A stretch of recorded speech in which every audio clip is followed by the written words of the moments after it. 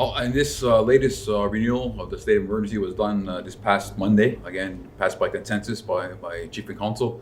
Will take us officially, beyond the 1 year mark of a state of emergency. This month lasts until April 21st of this year. We're hoping at this point that that's going to be the last extension of the state of emergency.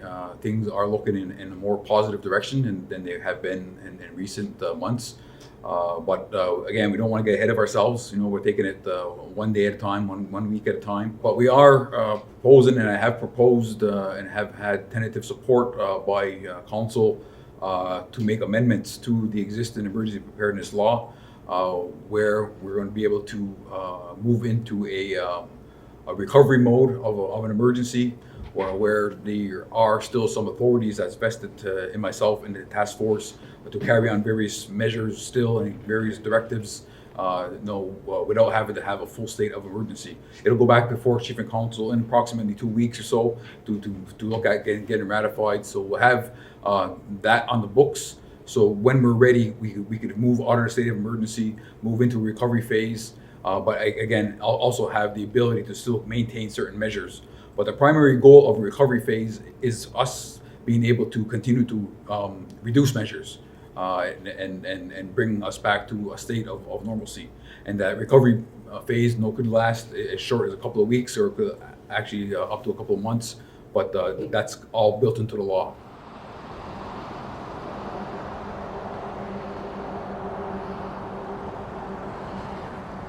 Vaccination process has been rolling out very well. We're doing approximately 300 people per day, and as a matter of fact, this week I think we're fully booked. We're looking into next week to start booking people. So if you haven't booked yet, by all means, Ganawagi911.com. There's all the information is there, and click Sante. You register online. It's the easiest way. Our goal is to get 80% plus of our community done. I think we said that time and time again, and we are on track. But what I certainly don't want to see is, after a couple of weeks, having those numbers, go down and only have a couple of hundred people or 100 people a day getting vaccinated. Let's keep it at that 300 mark every day that the vaccination center is open, and we will reach that goal of 80% plus. If we can reach higher, 90, 95%, great. Because the more people in our community that are vaccinated and build that level of immunity, the easier it is for us to make decisions moving forward in terms of decreasing measures, reopening businesses and such and so forth. So it's directly tied to how we want to move forward. It's also directly tied to decisions that need to be made in terms of preventing a third wave. Because if you watch what's happening in even Ontario to a certain extent, but certainly in Europe and Italy, parts of France, they're now experiencing a third wave of COVID-19, largely due to the variants. And the only way to prevent that from really taking hold is to get a lot of people vaccinated as quickly as possible. Also maintaining the measures of distance, hygiene, mask, and well-being. But it's a crucial component that we have to get done.